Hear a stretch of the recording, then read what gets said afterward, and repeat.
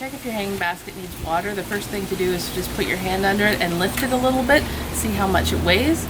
You'll soon learn the difference between a dry planter and a moist planter just by how much it weighs. The way to check if your planter needs water is to stick your finger in and see if the soil is dry up to about the second knuckle. This one's quite dry, so it needs to be watered. Water it, and I'm going to water until the water comes